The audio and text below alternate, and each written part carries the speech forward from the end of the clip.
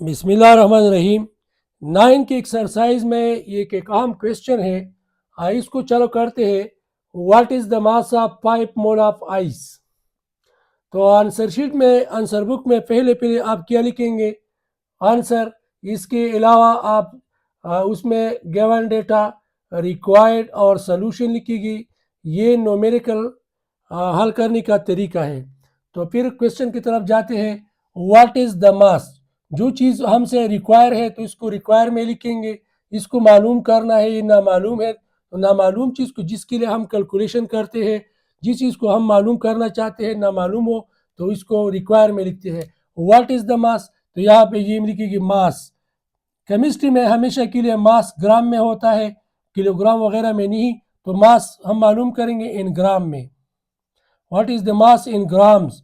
The ये नामालूम है, इसको मालूम करना है। जो ये दिया हुआ है 5 मोल, ये नंबर है।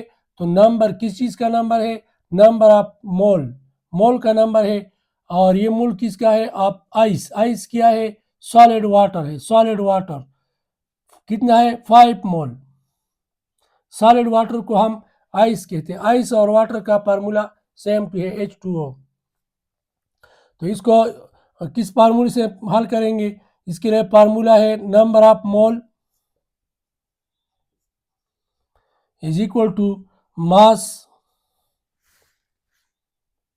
in grams divided by molar mass।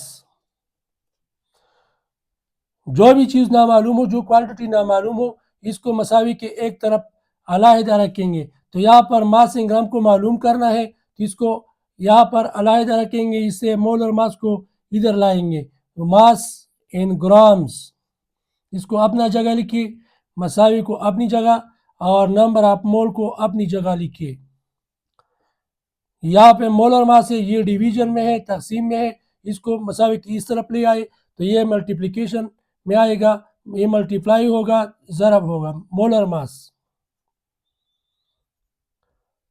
अगर मास इन ग्राम बराबर है number of mole multiplied by molar mass, अगर मैं ये मास इन ग्राम को यहाँ पे लिखूँ, मास इन ग्राम, तो ये किस चीज़ का बराबर होगा?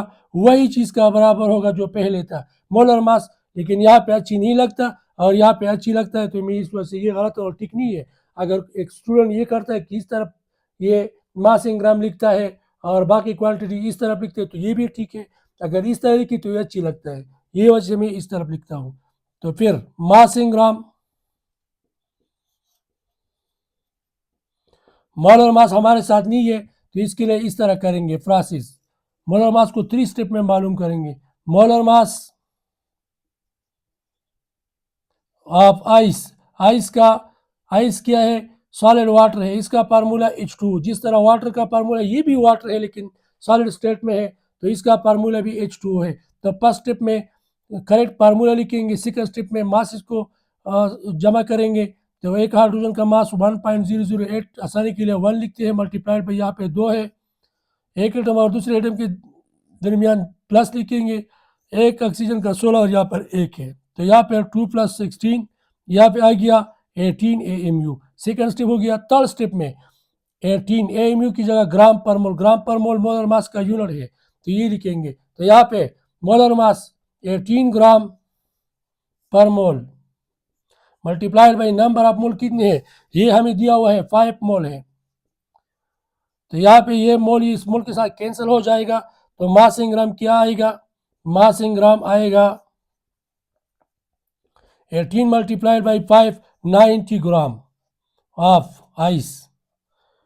तो इस तरह ये डिकोरेट करें और यहाँ पे लिखिए ANS डॉट। ये हमारे साथ आंसर हो गया। बहुत इजी है, मुश्किल नहीं है। अब पुश्तो में भी कहते हैं।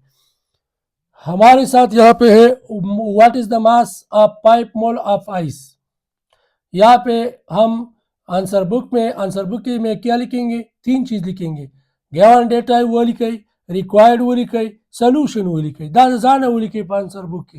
ब्याची जमंगना कम से वाली व्हाट इज द मास, समंगना मास वाली पर केमिस्ट्री के मास 2 नंबर पर ग्रामुनु की पर किलोग्राम की बनी दा जमंगना वाली और आकड़े दे द आइस 5 नंबर 5 थे आप मोल نمبر اف مول چا د آیس پایپ مول له اوس په کومه فارموله کېږي نمبر اف مول مساوي ہے ماس ان ګرام ډیوایډ بای مولر ماس ستانه چې کم شی غواړي کم معلوم ني نو هغه یو طرف ته یوازې پاتې کېږي نو دا یو طرف ته یوازې پاتې کړه او دا ترې راواړوه نو دا به دې ضرب شي نو مولر ماس ضربې نمبر اف مول دا ماس ان ګرام برابر شو بیا به قیمتونه ور واچوه ماس ان ګرام په خپل ځای مولر ماس د آیس سره آیس چې سالډ واټر دی د آیس او د واټر فارموله یې وره د کې ډیفرنس نشته نو H2O د دې مولر ماس زموږ سره 18 راغلی نو 18 ګرام پر مول او پایپ مول راکړی دا مول له مول سره کینسل کړه نو 18.90 او دا ګرام سره ولیکه اف آیس دا زموږ سره ماس ان ګرام شو د آیس دا